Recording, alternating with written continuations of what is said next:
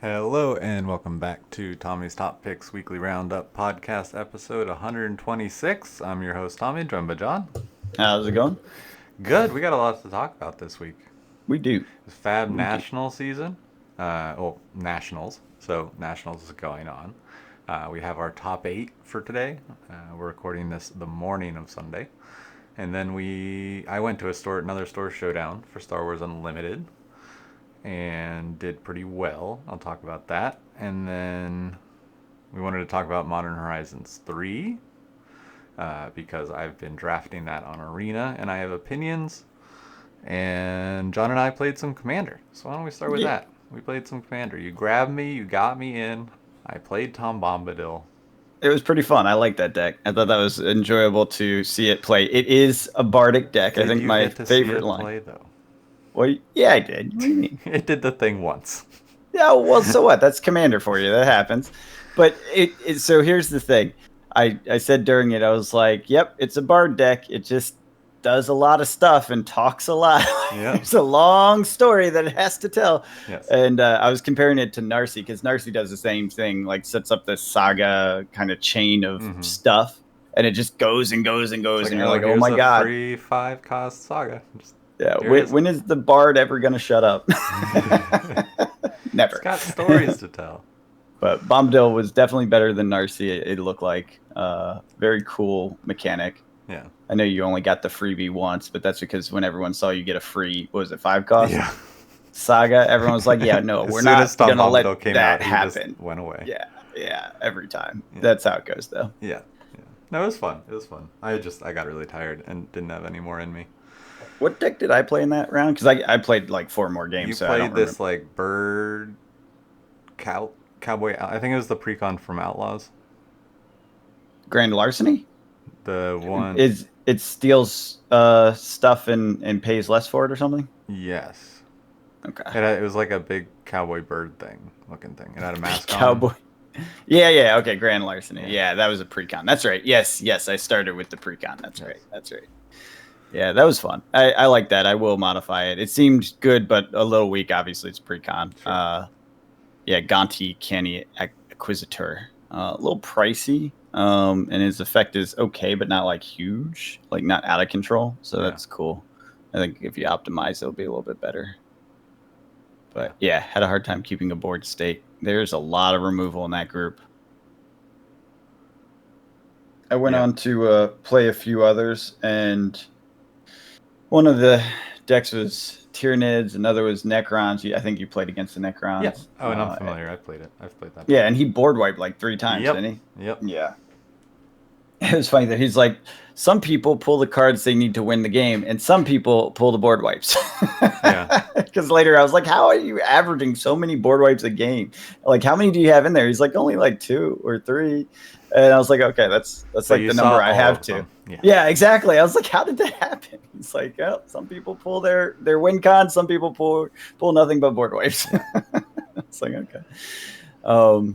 Yeah, I went on to play a couple other games. I tried my Overseer Vault 76 test pilot game deck. It's a mono white weenie. Benefits for paying 3 or less, or power 3 or less. She does power 3 or less, but I have other things that are benefit paying 3 or less. So it's like this little synergy builder thing with +1 counters. That sounds fun.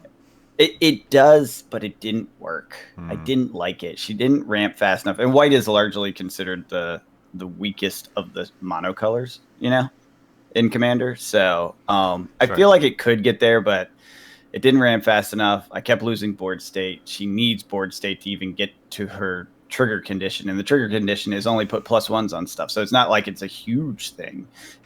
So it's like 3 to 4 steps just to get +1s on everything you have out. So if you can't protect your board state, which white only has Teferi's protection, I think. Yeah. Let me know in the comments if you know other white protection, like protect the whole board state type spells. But yeah, if you don't protect your board state, then the power is very slow and not really functional. So yeah, I saw this funny TikTok the other day that this guy was calling this like deck tech hotline, and he was like, I need help with my deck. And he's like, all right, well, what are you working with? And he named some cards. And he's like, yeah, I'm playing mono white. And he's like, oh, I see. The problem, so what you need for mono white is to add another color. Yeah, that's exactly right. Mono white is like really bad. That's Yeah. why I wanted to build it, because there's an article yeah. essentially saying this is probably the first good mono white commander that you can do. Yeah. And so I was like, let me see. And then we did play. It was all mono color, so it was mono green, Was the it the worm? worms, yeah, Oh. and then mono black chainer, yeah, chainer, and chainer was just like clearing my board state constantly, so she couldn't go. And then I exiled his thing because he had this like recursion in the graveyard that allowed him to kill things every time he did this. Mm-hmm. And it cost him, so he was losing life along the way. I probably would have been better to just let him keep doing it until he killed himself, essentially. Right. But I was so annoyed with it because I couldn't get going. I just exiled it so he couldn't bring it back anymore. And he's like, why'd you do that instead of the worm? I was like, fine, I'll kill the worm. But then he had regenerate. So he regenerated the worm. I was like, oh, okay, Wonderful. well, yeah, big worms win. And then another one, I played my Captain the flare, mind flayer guy. He steals stuff by hitting with horrors and has a bunch of things that you can't block, basically. Cool. And love I won that one. What's that? Love non-interaction. Yeah, you can still kill them. Like you just hit them with a normal thing. Most of them are like 1/1s and stuff. Anyways. Yeah, you had one of those out in that other one. Yeah, but it was one of those where when it got going, it was great, but they kept knocking me back. So, but because they kept knocking me back, they also kind of pitied me because they both built up these giant board states. And it was like, oh, okay, I'm just going to stay quiet and not attack anyone or piss anyone off. And they went at each other, and I ended up winning the game because they basically like tit for tatted, and board states got bigger and bigger, and they just were obsessed with destroying each other. And they basically left it down to 4 life on the one guy remaining, and I could sneak through for unblockable damage. So it was easy. I think I might brew a deck with the Witch King and the Nazgul and make it black-white. Everyone hates you already, but do it. Yeah. It is definitely one of those decks that everyone's like, it's like, oh God, what's her name? Not Sauron. Oh, okay, maybe. Sauron's okay. Yeah. Okay. I don't know. I thought the Nazgul deck was pretty well hated too. I could be wrong. It's fine. It's just because you can play 9 copies of it. That's exactly. That's why people are like, it's kind of cheesing out the general rules. So, but it's the fine. 9. It's the 9. I understand. You do you, man. You can bring anything to the table. Graveyard recursion, and the one Frodo that can win the game if you upgrade him to make him a 2/3 with lifelink, and then you upgrade him again. And if he's the ring bearer and he deals combat damage to a player, it's either you win the game or I think it's you win the game or they die. Gotcha. Yeah, you're always welcome to play anything now. We have a wide range of decks in our group now, thankfully, because for a while there we were kind of trying to figure out how to. Well, it's also going to be, the deck is actually going to be constructed by me. I'm not going to look at another list, so you'll have that. Yeah, but you're good at building decks. Sure, but I don't know what cards are out there. Sure, yeah, but DH rec helps, and you'll definitely get there. I have no doubt, and it will be powerful because that's just a powerful starting point, Yeah. But it's okay. You can just play against Nicol Bolas. What was that? I just want to keep a Lord of the Rings theme with all my decks. That's fair, yeah. But yeah, one of the games was Nicol Bolas against, and it had every copy of Nicol Bolas in it. Oh, jeez. Yeah, his literal idea is like, this is how there's super friends as a deck thing. This is super enemies, and he's like, yeah, this is the deck to piss any table off. Like literally, it just destroys everything. Wrecks board state. It's just an uninteractive, terribly mean deck. And he's like, you don't play this to make friends. That was his tagline with it. And basically just wrecked everyone's day. We both came with pretty weak decks too, so it was even worse. We ended up scooping. It was like, okay, yeah, you've dominated now. We can't recover, and it's fine. Yeah, that's funny. So, but yeah, there's room for that. And I have a 7-turn, like basically infinite combo. It's pretty consistent now. I got Dina there. Nice. I need to test it more with real people, but I feel fairly confident that I can pull off at latest turn 12 infinite combo win. So cool. We have powerful decks, and then we have really bad decks, and we play all of them. Yeah, it's a lot of fun. Oh, I had fun. I definitely want to play again. Yeah, I'll let you know. It's usually Fridays. That's the time when our schedules work the best. So it's just when we can, we ping each other and I usually am around Friday night. Yeah, that's what I figured. And you said you weren't playing the other game, so I was like, well, if you want to throw down a little cardboard, let's do it. Yeah, no, that was fun. I have some friends that I want to get in that way. They've been interested in getting into cards, but then they look at prices of decks and they're like, nope. Just do TTS. Like, we have TTP. They all have it. I know they do. Yeah. Yeah, so that's the easiest way to get over that fear because you don't build things until you love it. Yeah, exactly. So, yeah. Cool. What else? Do we want to talk about Fab or do we want to continue what we're talking about in playing in my top 4? It depends on how long you want to take to talk about that. The top 4 is going to take a while, so let's talk about Fab. Yeah. So we have our top 8 for the Fab US Nationals. It's set. In first seed, we have Aaron Grace and on Enigma. And then 8th seed, Austin Summers on Prism. So, Illusionist. And then we got William Bradshaw on Azalea and Andrew Rothamel on KO. So KO's still around. Wow. Yeah. Evan Surprised. Harridan on Zen. Nathan Lapham on Enigma. And then Jacob Shaker and Michael Dalton on Zen. So we got so Zen is representative. Yeah. Okay. 3 Zens, 2 Enigmas, a KO, and Azalea. I was wondering about that because I knew Zen. I had heard Zen was good. Mm-hmm. I was out with our local Bravo player who no longer plays Bravo, and he's on Zen. He's like, it's really good. And but Illusionist, right? Like, Illusionist always seems to be really good too. Yeah. So I was curious how this landed. So it sounds like a lot of Illusionist and a lot of Zen. Yep. Got it. But a little diversity in the Illusionist. There is a Prism. Yeah, a little spread around the love. It's good. I mean, it seems like it's a pretty healthy meta. Yeah. I don't know. Go ahead. It's not a warrior friendly meta. So no need to come back. Yeah, I heard it's instant lose for Dory. Yep. On several fronts. Yep. Yeah, I saw a Dory player like, it's just you just lose. Like there's no winning. You can't overcome some. Was it they can put out 4 spectral shields on command or something? Yeah, someone you just can't get through it. Yeah, and it's like that's the end of your game right there. Yeah.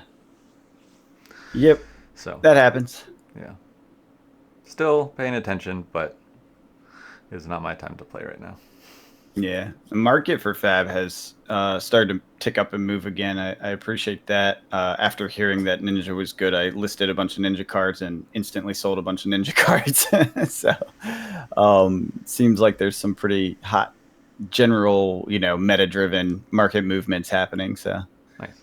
Worth doing if you're into that sort of thing. Boxes are still suppressed. What's that about? I might look through my Ninja Majestics. Yeah, if you have stuff, this is a good time. Meta is shifting and everyone's buying cards. It's Fab. Like I'm starting to see this in a beautiful way. It's like it has low points and high points, and the high points are these waves, and they're somewhat predictable. Like you get a good heads up about the wave of change. You know what classes are coming in the next set. You don't know which is good, but then eventually you learn. And I sold a case of Arya first. Dang. Yeah, because they previewed that Earth card. Did you see that? Uh-huh. Yeah. So, of course, people are prepping for that next thing. And so, and don't worry, guys. I have plenty of Arya first. Don't worry. There's still more. I have more. I will put it back up when the hype starts to build and the prices go up. Because what an interesting time when Arya is, like, not a joke anymore. Yeah, full circle. Yeah. It does it. It does it all the time. We saw that with Dust Till Dawn and Monarch, Oh, yeah. So, and I have no doubt that Arya will be around post this wave of excitement for, elemental cards, whatever that is. Yeah. Just like Monarch is too. And it hasn't even ticked up. I think Monarch's probably going to be the worst criminal for not ticking up after the second wave of desire and interest. It already went down after. That's what I mean. Yeah. Like I think we'll see this, and as they cycle a third time, that's when it will tick to that next tier, because then it will finally be out of product. I assume. I could be wrong, but it's been eaten through twice.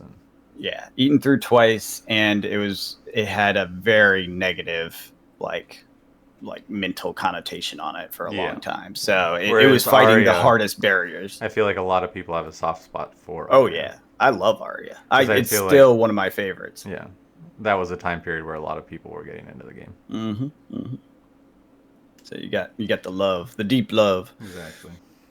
So I like the idea of drafting Aria again, but as soon as I do it, I know I'll be like, oh yeah, this is why I stopped. Ball lightning. Yeah. As soon as you said that, I made the face. Like I was like, oh really? I don't like the idea at all. Arcane damage. Yeah. No AV. Yeah. I was like, there's lots of bad things about drafting Aria. Yes. It's like one of those nostalgia. Oh, yeah. I don't. Yeah. I think it's for the actual drafting part of it, not then playing games with it after. Like I'm just gonna make a deck and then leave. Yeah. I'm out, guys. That was fun. Thanks. See ya. That's cool. Yeah. Yeah, and they posted a bunch of the cosplay pictures, which is always fun to see. Bunch of cool stuff. Yeah. I feel like it just keeps getting better and better. It's really cool. It's a really serious. It's a whole like sub scene, and it really is. Awesome. It's awesome. Yeah. Yeah. I agree. So we have like the day 2 meta breakdown as well. There was 184 players. Most represented were KO and Zen at 27. Okay. Each. The hotness. Then the third was actually new at 24. And then we didn't see any convert to the top 8. I feel like new is Dromai. Sure. You know how Dromai was like loved but didn't get there for a long time? I think that's what new's going to be. And then like very loved, deeply loved, but not going to get there for a while. Need support. Yeah. Azalea could be wrong. Azalea with 24 as well. 19 Enigmas, 12 Prisms, 8 Kanos, 7 Levia, 7 Victor, 6 Dory, 5 Riptide, 4 Katsu, 3 Kasai, 2 Dash, 2 Bolton, 1 Dash IO, 1 Phi, 1 Max, 1 Rhinar, 1 Azuri, 1 Viz, and 1 Vincent. And you said in the top 8 there's 2 Enigmas? Yes, and a Prism. Got it. That's actually okay. So that means it's a big brain deck because there weren't that many that came in with it, and 2 made it there. Yeah. Well, this is day 2. This is the day, not like the full.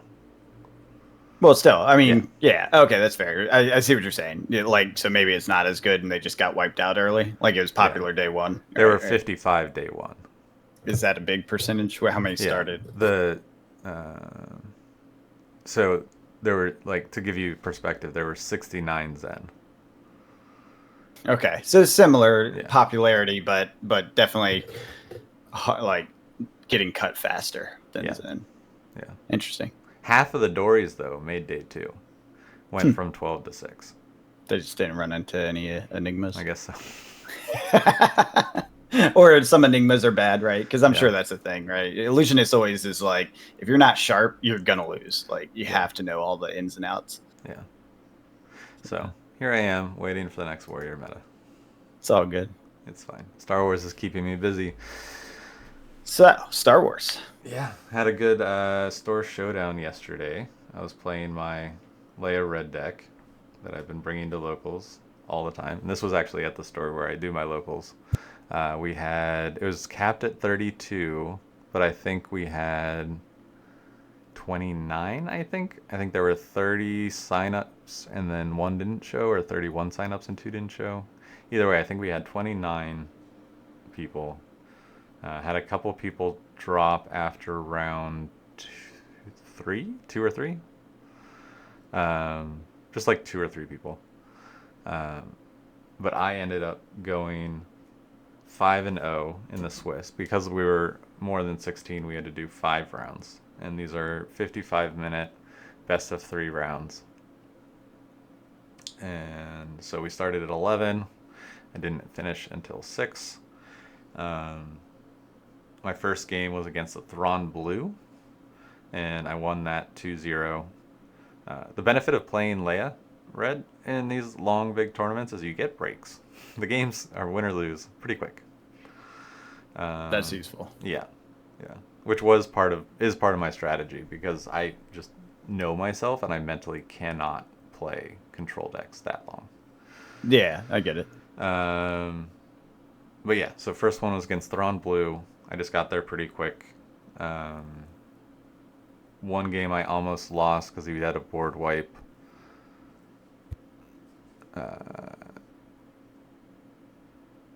That wiped my board, but he was at 27, and sometimes it's just impossible to come back from that. But I had a U-wing, which I was then able to go and grab a gorilla, which, because he has more than 15 damage, one of the bases has more than 15 damage, it comes in ready, so then I can just attack with that and finish it out.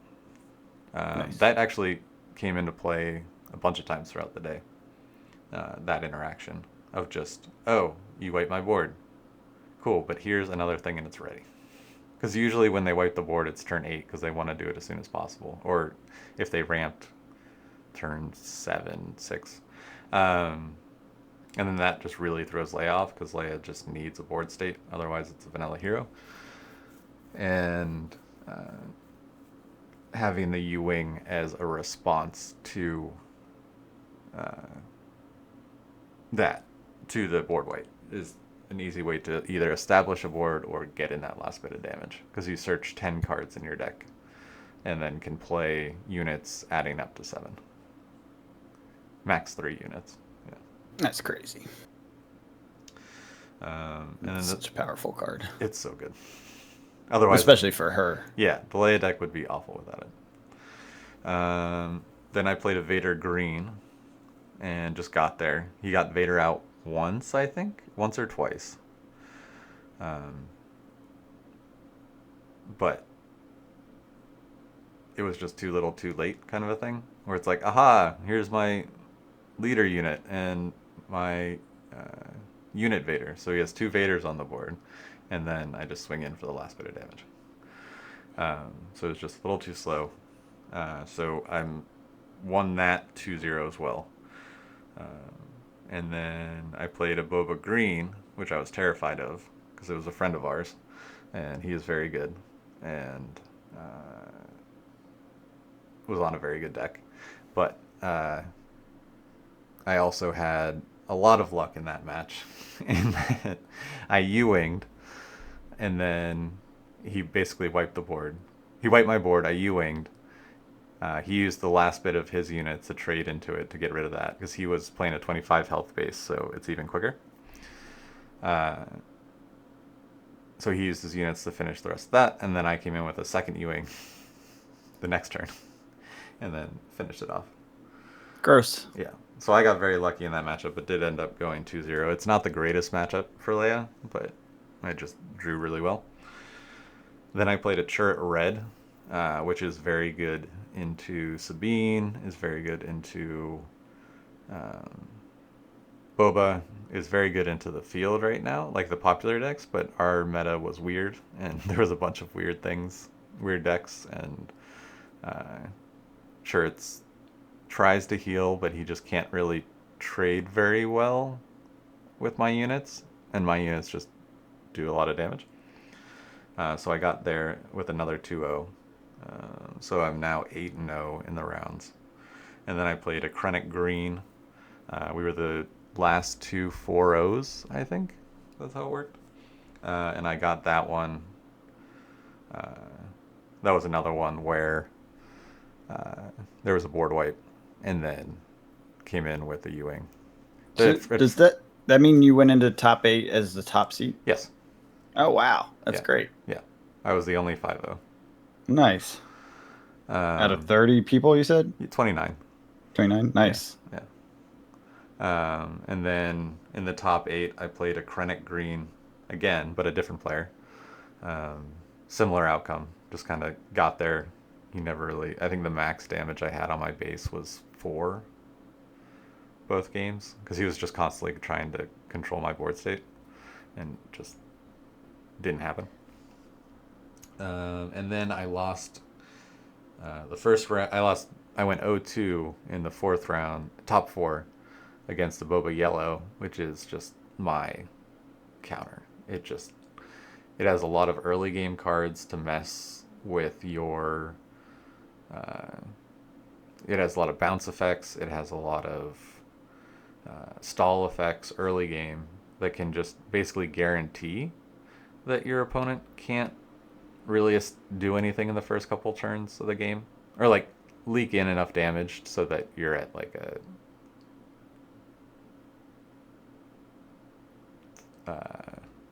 there's a threat to hitting your max base health. But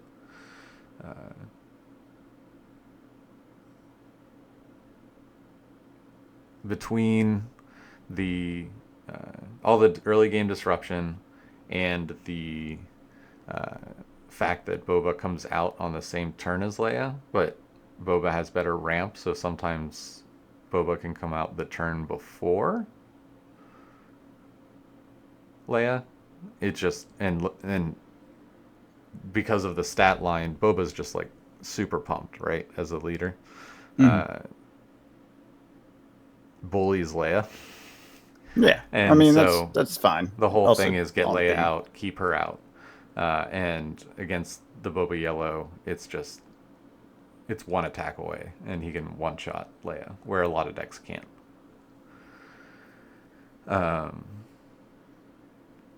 So it was all downhill. I didn't have a chance either game. But I mean, that's tournaments, that's matchup pairing randomness and all that stuff. Yeah. So yeah. Still, that's a hell of a showing. Yeah, was pretty happy with top 4. Walked away with the Mace Windu top 4 and top 8. So now I have a play set because I got another top 8 at another one. So if I ever move Mace back, are you selling or are you just holding on to this stuff? Oh no, I mean they're fun things I won. And the top 8 is only like a $10 card, and the top 4 is like a $13 card. Oh, okay. Which, and then you get a participation takedown, which is like a hyperspace alt art good removal card. But that's only like $250. And then I also got 9 packs as prize support. And in those 9 packs, I got a foil Luke, which is like a $40 card now. Hyperspace Devastator, which is like a $15 card. And then a Vader, a regular Vader, which is a $64 card. So that worked. Yeah, that worked. Yeah. But also, if you're looking for Vaders, they're not $100 anymore.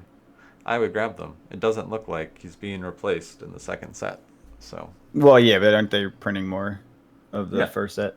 Yeah, so. But I mean, it was. If you need 104. If you're looking and you need it, now would be a good time to grab it. It's the cheapest I've seen it in a long time. Yeah, I was just looking through the Star Wars market, and there's definitely been some downward shift now. I think things are starting to cool and get a little more sane, which is good for this early in the game's life. Yeah, it hasn't been this cheap since it came out. Yeah, that's what I mean. Like, everyone's like, okay, I have my cards. We're past that. I haven't gotten the cards yet, phase. So, and now it's like, okay, I have my cards. Which is I think, is a reaction to the boxes actually getting out. Like, there are boxes coming out every month. Yeah, and there's steady sales on the boxes too. Like today, there's 3 sold already for $220, $225 range. So yeah, they sell daily. If it's down in that call it $215-ish range, anything below that, I imagine it sells very quickly. Like on 614, there's several sales in the 200 range, but a bunch in the 215 range. So it's one of those things, like, that's your price point of equilibrium, and you can even kind of see it in the TCG chart, even though those are mostly BS and suck. But you can see it rose, it slowly came down, and now it's kind of flat. And this is that tier where we're going to probably stay until there's a lot more supply, or demand dries up because of new set, interesting in other things, money moving to other places, or supply finally disappears and then it steps up, which that hopefully will take a little while. Ideally would take a little while, but maybe not. Yeah. Because that will limit access until they have, you don't really want it to step up until you're at set 5 or 6, really. Right. Like, when it's like, yeah, everyone got what they needed, you know, Yeah. and it's Yeah, now just exactly. rare. You know what I Yeah, mean? Like yeah. the Naturally not rare. having what you need is the important part. Yeah. So, it's cool though. It's a interesting market. Yeah. No, for sure. Yeah, it'll be interesting to Congrats see on your what. big wins. Thank you, thank you. Yeah, it felt good. Yeah, I was 75 exhausted. games without losing. That's insane. No, it So it was. sounds like. It was. Let's see. 10, 12 games. Oh right, because two instead of I was doing Yeah. three in my Yeah. head. Yeah. Yeah, two per because you won them all. Yep. That's awesome. Yeah. No, I was happy with it. Um, but yeah, looking forward to the next set too. I think there's going to be there's still a lot of cards to be shown off, um, and I think it's really going to be a. It's not. I think the power level is still going to be in set one, from what it looks like, but there's a lot of cards that support different archetypes, and there's some new archetypes coming out that. Yeah, it shifts some Yeah. things around a Yeah. bit.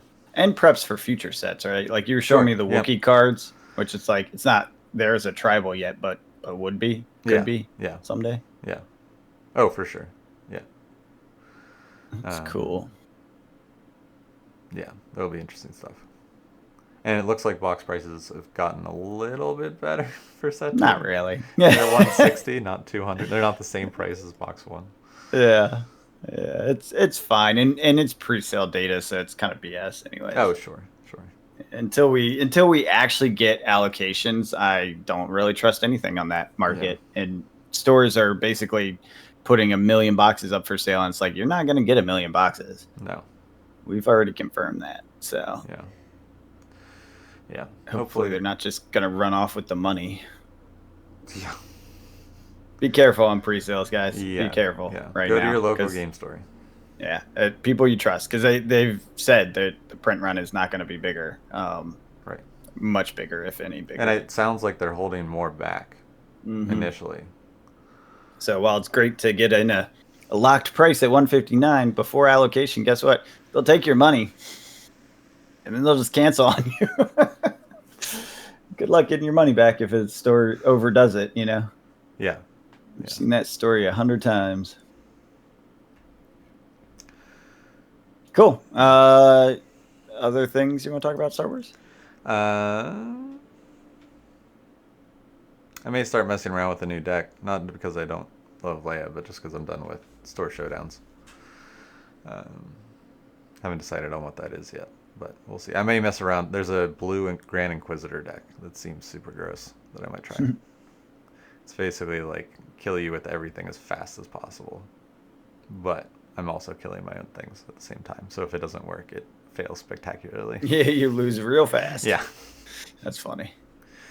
But yeah, then looking ahead, I may build a Kylo Ren deck because I think there's some real potential there to be pretty nasty aggro-wise as well. Similar nature, but without as much of the dealing damage to yourself. And it's more don't hold any cards ever. Because he gets more attack.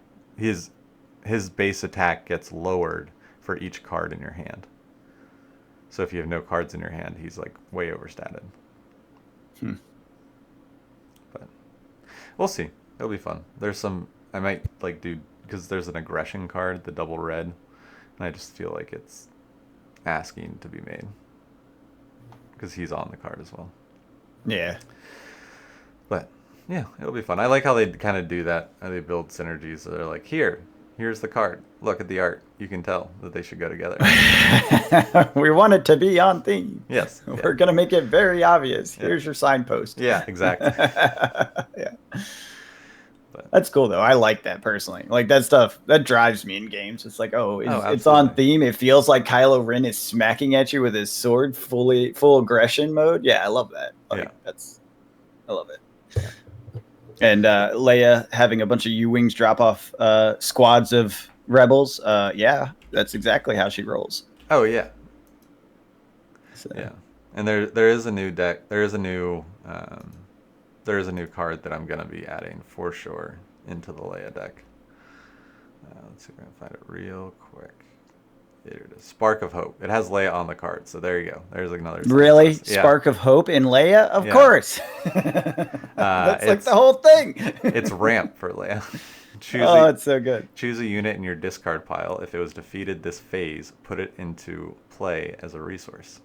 Yep. So to deal with all those like control decks that are removing your 2-drops quickly, just attack with it or trade into it with on turn 2. Play it turn 1, trade into it turn 2, or if they remove it no, you can't play it. It'd be turn 2 no matter what.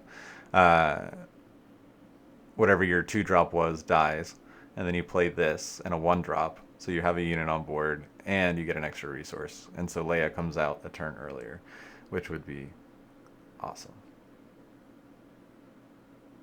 That's crazy. That's cool. But I don't know if it is cards like this that kind of pushes it towards the mid-range, and there are other cards that synergize as like a Leia mid-range, which may work. So I may try like Leia mid-range next set with this. I think this might be enough, because the problem was the ramp. That heroism just doesn't have ramp like Villainy does. So cards like this will help with that for sure. And it's 2 cost and not 3 cost, like resupply. And this one doesn't come in exhausted, so you have the extra resource that turn. That's always so. It good. Really only costs 1. Yeah, that's a really good ramp. Yeah, and it's an uncommon. So a lot of these, which is kind of funny, a lot of the really good cards in this set are like rares and uncommons.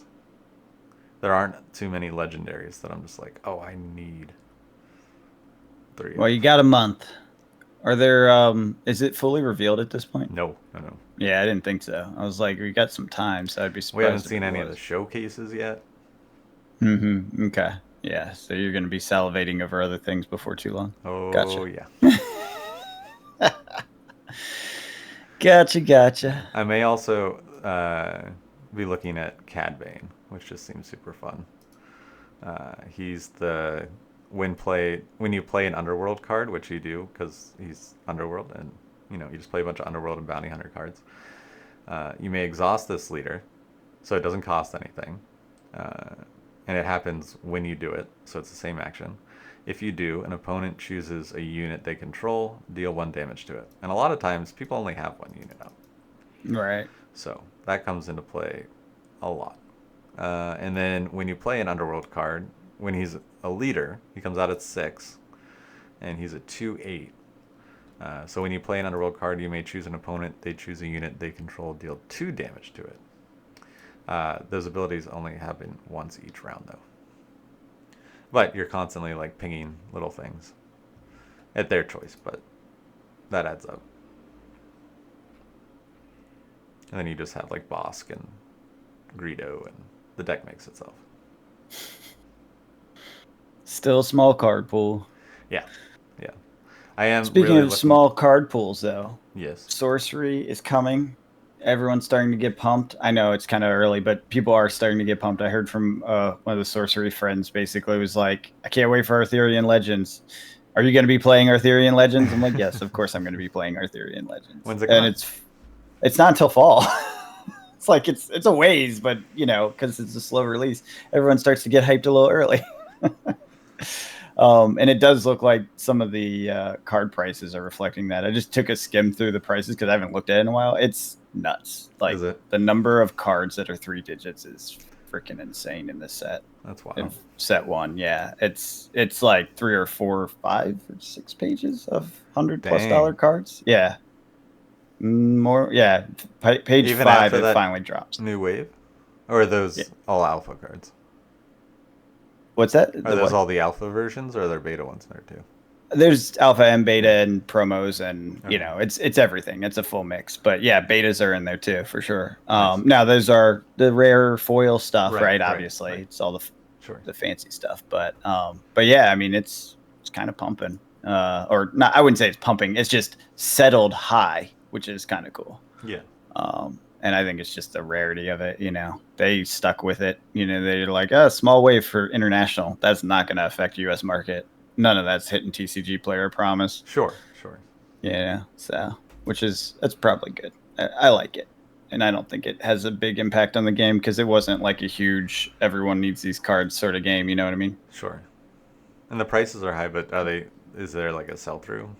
Is it good sell through? Oh, right now probably not. Yeah. I would assume no, but there are also no stock. Like there's 3 cards of any listing at that point. Right. Okay. So it's just like we're at the top. We're Yeah. we're at the point where it's too expensive for people to want to buy, and no one else is listing them.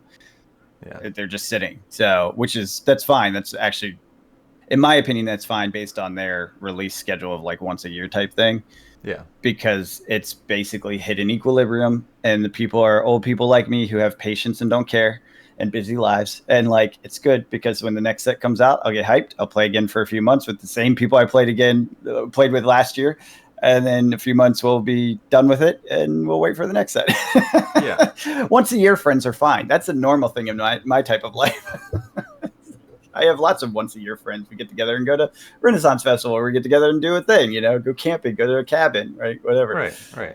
So this is a perfect game for us old fogies that have once a year friends. There's a new set every time you see each other. That's right. Yeah. It's like, hey, I'm bringing it to the thing. Let's do it. And then we just draft or whatever. So it'll be good. I'm excited for that. But sorry, I didn't mean to throw off of Star Wars there, but it's just something I was skimming through while you were chatting. Yeah. MH3. Yeah. He has some experience with that, and that's about to come out this week. It is out. Oh, yeah, that's right now, this weekend, right now. Yeah. Some of it still says pre-sale on TCG Player, but that must be an error. The gift bundles. Maybe they're doing a separate wave like they did before with like the... was that Lord of the Rings gift bundles came out after or before? I'm pretty sure after. Yeah, it came out like 2 months after, 2 months after, something like that. Yeah, that's what they're doing. Anyways, so yeah, it's out this week, and you've been drafting on Arena? Yes. Tell us about that. It's fun if you get a good deck. Well, isn't that always true? No, it's very fast, and it's a very fast format, and it's a very swingy format. Yeah, there are a lot of bombs and threats that if they aren't dealt with immediately, it's just over. Yeah. Yeah, I heard that there's some like crazy infinite combinations, even like some crazy stuff. Just like commons are part of it. Yeah, like super powerful commons. So. Yeah, they were doing while the Star Wars event was going on. There was constant MH3 turbo drafts. Have you ever heard of a turbo draft? No, I don't understand what this is at the store. Like other tables. Yep. Got it. Okay. So it's typically they're 1-match events. You draft as usual, play one opponent. Usually the winner gets some kind of prize, and then you can jump into another draft pod. Oh, so it's more about the drafting. Yeah. I like that. Yeah. Shit. I didn't even know that was a thing. That's fun. I like that. So it was just there were constantly drafts going off like every hour. That's awesome. Yeah. Where was this? Top Deck. Huh. Yeah, they do it for every set. Yeah, I might have to figure out how to sign up for that because I like the drafting. I mean, I like playing too, but oftentimes you end up your third or fourth game, you're like, this is bad. Yeah. Like you're gonna lose and you're gonna keep losing, and it's like, I did. This is a bad draft. I did a bad job, so I'd rather start over. And it's also one of those things. Like it sounds like you can just jump in, jump out. Yeah. Love that. Yeah, they were $30 each though. Well, they're expensive cards too, so you have a chance to pull some real money. Exactly. Yeah. And so that was the other thing I was going to bring up. When the guy was handing out the packs, I was like in between rounds, and I was listening in, and he was just like, if you open a pack that you really want to keep, let me know, and then I'll give you a new pack. So basically, if you open the pack and you're like, oh, I just want to Can I just have bought this? Yeah. Wow. Yep. I don't know if I like that in a draft, though, because if everyone does that, then it means only crap is going around. Not necessarily. I know, but still. But I kind of don't like that. I like it from what if I pull something that's a crazy card and I want to keep, the whole thing or whatever. But at the same time, it does kind of warp drafting. Yes, it does. But you're only playing one. Yeah, that's fair. Like the fact that it is just the one shot. It's okay, that's fair. That's fair. I think if it was a more structured thing, then That wouldn't really work. That wouldn't really work, but it seems like this is a pretty casual thing. I like that. Oh man, I have Yeah. to go check that shop out. I haven't even been in there. It's so much fun. It's a great shop. It's huge. Yeah. Um, there's some of the Philly guys came over, and it was their first time at the shop, um, and they were like, "Dang, there's so much space here." Oh wait, was this the game store you took me to? Yeah, They had the big. Okay, so I yeah, have been there. I yeah. haven't played You there, haven't but I played have there. been Yeah, there. Yeah. Okay, yeah. I have to check that out. That would be worth it. We Because could do that's like Blimboro. my speed. Yeah, I'd do that. I like the idea of fast drafting because that's kind of It'd be the fun cheaper part. too because it's not MH3. Yeah, fair.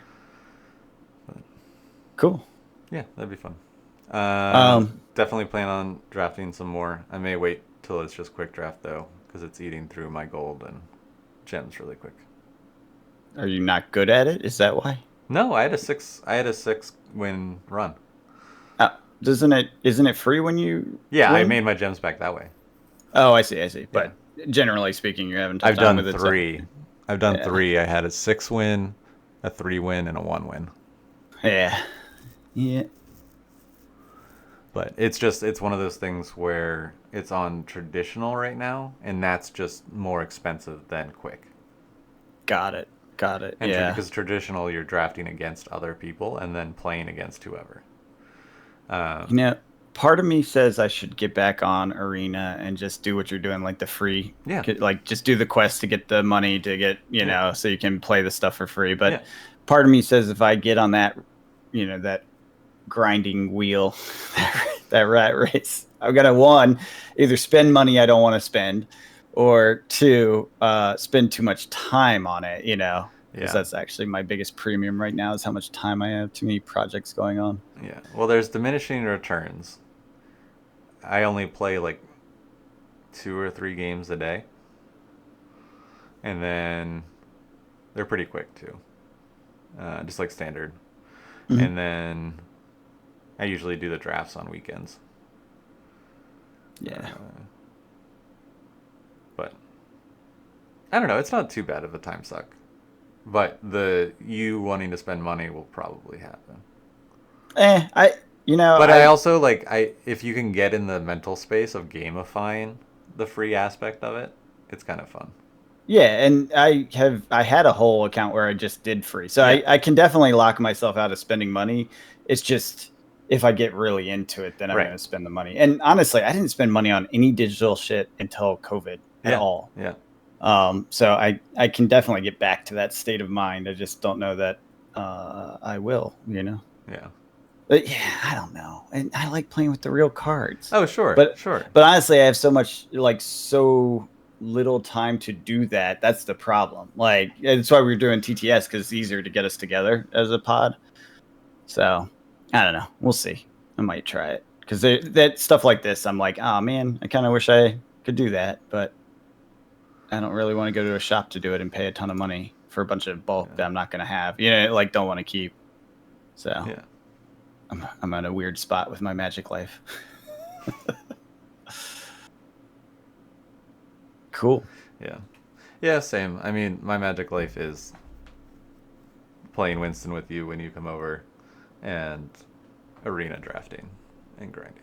But yeah, now that I'm kind of getting the shop wound down, this is the last order from the distro that's coming through, and then I don't think I'll buy Magic again at wholesale level, and I'm not as I sell this stuff off as it goes up in price and such. I don't think I'll resupply anything, or really I've mentally set myself up where it's like all of these cards are now part of my collection for building commander decks. I sell some singles, but I took down basically everything over 50 cents. So it's I'm not selling a lot. I sell a few maybe every day or two, and that's it. And I don't plan to resupply that. This is now, it's just how do I sort this so that I can get to it when I'm trying to do commander building. And that's my life right now. Full player. I am. Yeah, I am full player now. Well, pretty much not fully there because I still have all the sealed stuff to sell and whatever, but I pretty much focus that during the big sales because they sell a lot. Yeah. And if I sell a case here or there, I'm happy to do it, but I'm not pricing it to sell. I'm pricing it to rise into the price sort of thing. Sure. And so it's not a lot of activity on the shop. I do intend to shut it down probably end of year, maybe next year because of the timing of these sales and stuff. Yeah. But yeah, it's one of those things where it's like, yeah, I'm basically my cards are for me and that's it. And I like that. I have a lot of cards. Like I have a lot of cards. I have a lot of cards I don't even know I have because I have so many commons in a bunch of those long boxes. Yep. And I don't really care to go through those, but I will eventually to some degree. Because I'm staring at those boxes of Fab Bulk that you brought over. Yeah, I was gonna say, yeah, that's part of part of this cleanse is like I have this bulk. I am not gonna do anything with this, and it's gonna be a while before I can sell it like on eBay at even paying for its own shipping. Right? That's why I was like, do you want it? Because it's basically garbage to me at this point. And I still have my play sets. I can see my boxes of all my Fab stuff, so I can actually see all this stuff going from WTR all the way to whatever I stopped at, Dust Till Dawn, I think, or Evo, maybe Evo. Yeah, I didn't pick up Evo. I have 2 cases of Dust Till Dawn. I have a case still. Yeah, it's on the shelf, and then I have Evo. I did open. I think I opened a case of Evo. I think I did. Mm-hmm.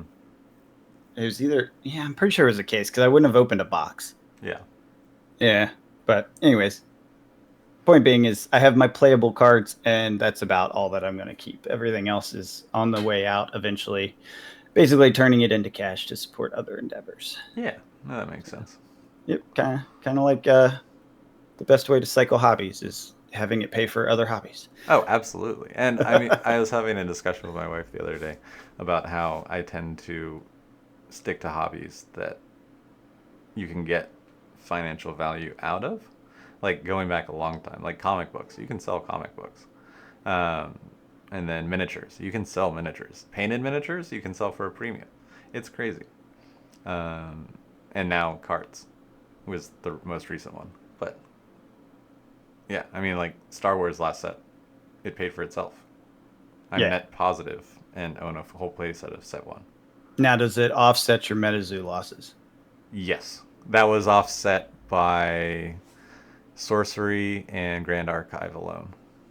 Oh, speaking of, I actually wanted to mention this. I sold Grand Archive for the first time. Yeah, it's pumping. It's pumping. Yeah, the past few days. The dual decks, by the way, if you still have them, you know, I do. I have one. That it's there's no more. They're like, I was like one of the last sales, I think.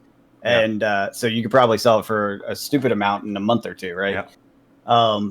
Should I sell that little promo pack? I still have that. It says not for resale on it, but a lot of them are on eBay.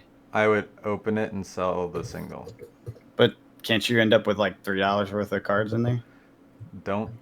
Which play pack? You have to Google the number of the pack. Yeah, I'm pretty sure it's one of the ones that like it's random. Like it could be a $100 card, it could be a $70 card, or it could be a $1 card. Oh, the ones I got and opened with were the what was that card called? Dungeon Guide. You got the good one. But you know my luck. Yeah. For sure, luck. I'm gonna end up opening the $1 card. You know, like that's why I'm like, should I open it or just sell this thing that says not for resale? It has to be on eBay because it's the only place that you can sell that. But yeah, I don't know. Yeah. I would. I don't know. But yeah, I think I do want to get to a similar spot. I'm only really buying. I'm still keeping up with Pokemon like I do my case every set. I just picked up Twilight Masquerade. So I'm current. I have base to now. Every booster box I have a case. Paldea Evolved, I picked up a couple extra loose boxes when they were like 70 something bucks. Nice. They've almost doubled since then, which is crazy in just a couple months. They're like 120, 130. Yeah, I'm definitely off on Pokemon. I don't remember the last thing I bought. I know I bought some not like a month or 2 ago, like a case, but I don't. Yeah. I know it wasn't the latest. I'm like on 5 or 6. I can't remember. I have to look. Yeah. Yeah, because it was base, Paldea, Obsidian. What was 4? Twilight? No. Yeah. No. No, not Temporal Twilight. Forces? Yeah, I have that. Twilight? Yeah, maybe I don't have Twilight. I thought Twilight's the no, maybe newest one. Twilight's what I just. That's the newest one. Yeah. Wait, we're only on set 5. That's not right. That's definitely not right. No, we're not. Paradox Rift, I forgot about. Okay, yeah. Yeah, Scarlet I think Violet, I'm Paldea missing Vault, one of them. Obsidian I'm Flames, missing one of them, not Paradox. the newest. I'm missing that too, but I'm missing one of them. I can't remember which, but I have cases of everything else, so it's fine. Like, I'm not too worried about it, and also not super like stressed to keep up. Like, if I miss some sets, you can catch up. You can just wait. Yeah, it's like I don't really care. Yeah, if it works, it works. If it doesn't. I'm not like fighting to make sure I have every single thing at the best price. Right? Like, these are just gonna sit. Like, just like my boxes for whatever the last set was, Sword and Shield. I got a position of one of every box, and I'm just gonna sit on it for years. And I'm gonna do one of every case of this set and sit on it for years, and I'm fine. Yeah. And like, I'm not in a hard press situation to make sure I stay on top of it. But it'll be fine a few years from now, and I'll sell them and make some money. It'll be fine. Yeah. Yeah. The next set is a UTB no booster box set. So nah, I don't care about this. It's same. I did get some of those 151s when they did that reprint. The little things. Oh, bundles. Yeah, I think that's what they're called. Whatever they are, the little ones. Yeah, 6-pack. Yeah, and then I got you remember that misbuy I had from the Tempest, or what was that one called? Lost Origin. Yeah, that's it. It was the Lost Origin that I thought I was getting the case of it, and instead I got a case of the little bundle packs or whatever. Yeah. Some of those sold too, along with the Grand Archive. I was like, what the heck is going on? Random weird shit that's been sitting on my shelf forever. And again, I just price it to the point where I'm like, I will make money on this with shipping and fees and everything. So I leave it there and just put it up. And when the price catches up to me, then it sells. And that's all this old stuff is starting to sell. So we're seeing a flipping cycle again, where it's like, okay, different products are starting to pick up. Oh, yeah, I didn't get the 6-pack. I just got some of the small ones. I like individuals. I didn't buy the whole case of the 151. I'm just looking at Pokemon right now. Yeah. Pokemon's a funny thing. Yeah, it's part of the cycle. Yeah. Quick financial update? Yeah. Okay, last week we got CPI data and the FOMC, which is the Fed's big meeting, on the same day. The financial world was abuzz because it's like an eclipse. It only happens every once in a while. I think the last time was in 2020 when CPI and the Fed were at the same time. It's not that it matters because they have the data internally, so they don't need this announcement to then make decisions, right? Basically, what it boiled down to was the inflation is down pretty significantly. Basically, I think it's 0.3% gain from last month, which is essentially what you would expect in a healthy environment.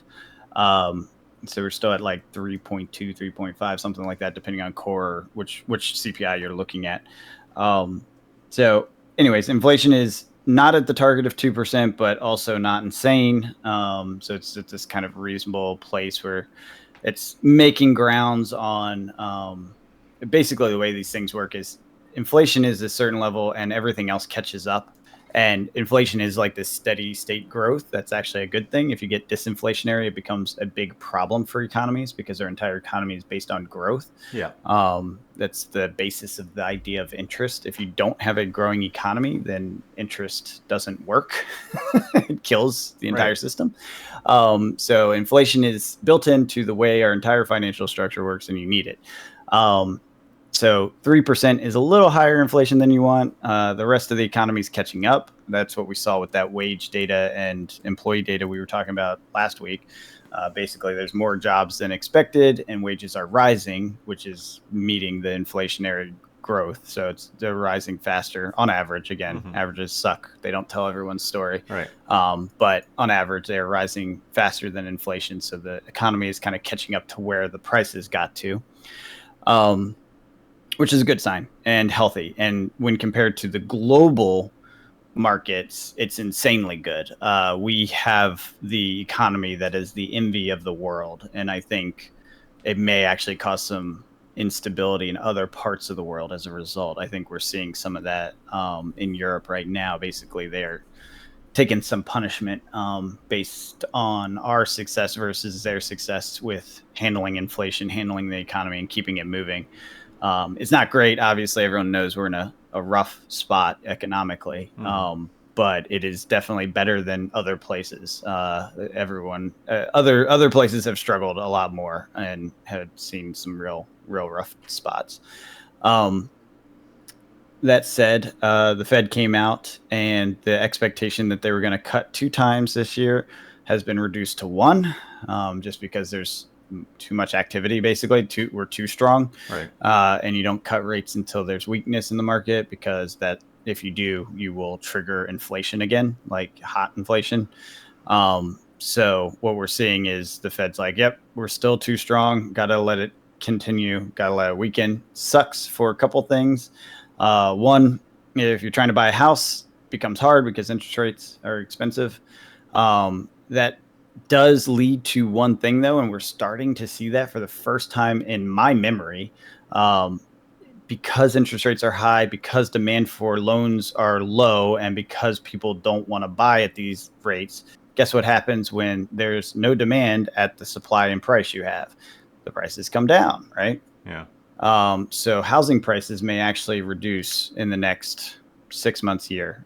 There's quite a few signs of that already, but every time we've seen signs of that in the past, it turned out not to happen. So there's always a question of, big financial firms buying up properties for housing and then turning them into rental units. Right. My view on that is that has declined pretty drastically. And I know there was one big private equity firm or whatever that was doing that. They sold the entire unit off to a different private equity firm because basically they looked at it and said, this isn't worth it. The juice isn't worth the squeeze. So let's not do this type of thing anymore. So I have a feeling even the big money players that have been kind of hurting and causing these excessive prices are starting to see the writing on the wall that prices are going to come down. And so they're trying to get out before that happens, obviously. And that is a good thing for all those out there who have been dying and waiting to buy a house for a long time. And because when that happens, they'll be able to afford it. I do think there's demand. I think not at these prices. I think we're in a bubble, and it's slowly, right now it's slowly turning around, and hopefully it comes down to a point where people can afford it. Now, for people like you and I who have mortgages, that means we're going to be underwater or not in the best place for a while. But as long as you're not trying to move, it's not that big of a deal. Nope. It ends up growing back into itself, and you don't really have to worry about it at the end of the day. Yeah. That said, what was the other thing? So the Fed said interest rates higher for longer. And what that means for this other part of the market, which is kind of crazy, is that there will be defaults in commercial real estate, because commercial real estate is also driven by that interest rate. Right. And those can't be fixed, right? Those can't be what? Fixed rates? What? Yeah, they could be. It can be. Those are negotiated term by term, depends on how much money you have. But the thing that's interesting about that or difficult, right? You have this work from home habit, which I think is good and positive and more productivity. It's just a better way to run things, in my opinion. But it does have this side effect of cities that are built and zoned and architected. The buildings themselves are architected around a lot of people coming into work. Can't really be converted. I think your wife was telling me this about. Oh yeah, because she knows architectural design stuff. She's like, there's some buildings that you literally cannot convert into housing, because if you think about it, in a office building, you have a floor, and on that floor you have one bathroom. Yeah. So you only need so much piping in an office building, right? But if you're turning that into condos, you need a lot more piping. Some buildings just don't have a place to put those pipes, right? Yep. Think about those open concept, super tall, skinny towers in New York. Yep.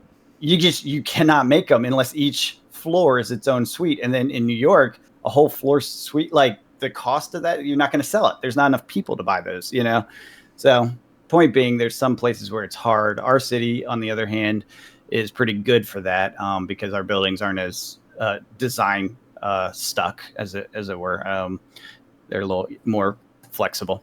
And then, but this is the big news that actually kind of makes me a little nervous for the overall economy.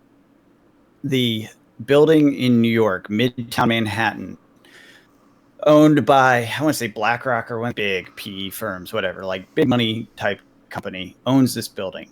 They just sold it for 63 cents on the dollar. Don't quote me on that, but I believe that's what it was for the value. So basically they couldn't sell it for the value. They sold it at basically half price, a little bit, well, I'll call it 2/3 price of the market value or the presumed value, which was also under the amount owed on the loan. Oh. Yeah, when a big money firm takes a loss on a loan, that's distress. That means they see writing on the wall that scares them so much they will take tens of millions in losses to get out from under it because they see nothing but worse coming. And this is Midtown Manhattan, the most desirable real estate, like in the globe. It's up there in the rankings, right? Like the top 10 places for real estate, commercial real estate, whatever, in the globe. New York, Midtown Manhattan is one of them, right? And they just took a giant loss on their loan for this building and got rid of it. So if the big money is doing that sort of thing, all of the small money that's praying and hoping that these interest rates come down are not far from being forced to do similar. And when that happens, because of the way the banks are kind of constructed and designed, a lot of small regional banks are going to take defaults, and when they take defaults, they don't have enough money to handle it. Then they basically have to sell the whole bank, and so you'll see consolidation. The big word from all the people that look at this every day and all the time is that there'll be less regional banks next year than there are this year. All of this is probably going to happen towards the end of this year, and we'll see banks dissolve into second tier banks. Now the question mark is, one, is there enough liquidity in second tier banks to buy up these regional banks? And we're talking like the PNCs and that sort of thing are putting their flag out there saying we'll buy distressed banks. Let us know. Like, we're looking for deals. But the top banks bought out what was going on with the Silicon Valley Bank and that whole little banking mini crisis we had not that long ago. So they were involved in kind of buying up those. And what ended up happening is they're kind of cash strapped and not in a position to buy these up. So without the big players at the market, we may end up seeing a bit more rocky of a banking system over the next 6 months or so. Everyone says we're not going to see any sort of like major issues like contagion spreading to other parts of the system, but I don't know how much I believe that. I know there's been a lot of stress testing on banks recently, and a lot of like, check your liquidity. What's your balance sheet look like? We're going to penalize you if you don't have enough money on the books. Like, you need to make sure you're in a position for a weakening economy. So there has been a lot of prep for this, I think probably since Silicon Valley, because that kind of surprised people. And so it's possible that we end up better off than it sounds, but there's definitely some cracks showing around the edges, more so than we have seen in the past year or so. But we'll see. Once this starts triggering and these banks start to have their issues, we'll see how much it affects other type of lending. And when liquidity dries up, that's when people start to struggle. If you're a small business and you have a rolling line of credit and your bank goes away and you no longer have that line of credit, you can't make payroll. So people get fired. Like, things start to ripple out. We'll see how that plays, though. It's not guaranteed by any stretch. And like I said, there's been a lot of work put in the banking sector to try to make sure that when this comes, because we've been talking about this happening for 2-3 years now. Like, there's been a lot of time for the banks to position themselves in a way where it doesn't kill them. So we'll see how that plays. That's it for this week, though. Fun, uplifting. Always. You know how I like it. Worry about the worst, prepare for the worst, and hope for the best, and then hopefully you're happily surprised by being wrong. Yay. Yep. Was there anything else you wanted to talk about in the card world? Well, I was going to ask, how do you think that affects the card world? Probably not that heavily, because I feel like the card world has generally had a pullback. I think most people agree that there's not as much money flowing through it anymore. Or do you think that money is spread out? It has, right, into indies and various things, but also I think it's retracted. Like, if you took the sum of all cards together, right, and the activity that was happening in 2020 versus now, it's probably like 25%, right? Yeah. And the fact that big players like Pokemon are seeing less liquidity move through them, that shows you that just generally the whole market is quieting down. Less people are involved, which is fine. Yeah. And they're adjusting to that. That's the whole print run reduction thing. Yep. And, Magic's doing it. Everyone's doing it. Collector edition.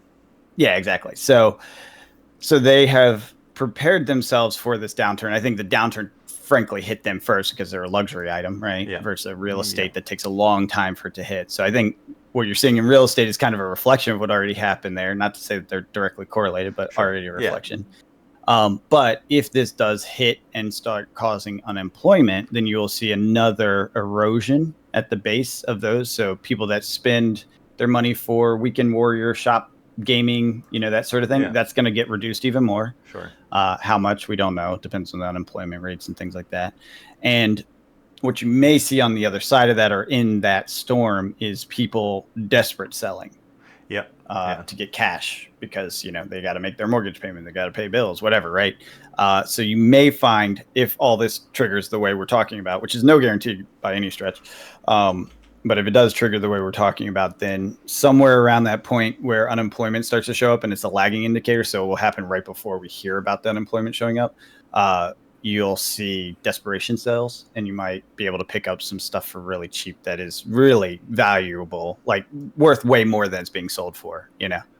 So keep an eye out for that. I think you will see that at some point if we do end up with a dragged down economy. That said, again, America has outperformed the globe in this entire process, and ultimately is in a pretty strong spot as far as compared to other Western economies and what they've gone through. Downside of that is, there's a lot of weird economic things being proposed by Trump. So if he ends up getting elected, expect utter chaos in the financial markets. Some of the stuff people are like, yay, business taxes are down. Although I just heard he had a meeting with a bunch of CEOs and they were essentially not excited about the way he was proposing things because it seemed very random, which is not good for business. You need to be able to predict what's happening. Right. And it felt like it was not something you could rely on or it made any sense. I think it was cutting taxes on tips and lowering the business rate from 21 to 20%. They asked him why. He said, because it's a round number, which is not the type of answer a business person wants to hear. Oh, dear Lord. Yeah. And there's just a bunch of stuff. And I don't want to get into politics. There's lots of bad things on all sides of it when it comes to the economy. But some of the plans just make it a very stressful situation for any large business, which means unpredictable environments. You want a better cash position. You don't want to invest as much. You don't want to hire as much because you need to have your reserves ready for chaotic environments, right? So just the threat of Trump is actually probably slowing our economy down, right? Because it's one of those like, well, we better save just in case because we don't know what we're going to have to deal with, right? It might be tax changes. It might be this. It might be that. And things that historically have gotten businesses, excited, tax cuts, et cetera, do not seem to be getting them excited anymore. And I think that has to do with our deficit situation. We're now paying a lot in interest because of this interest rate rise on our debt.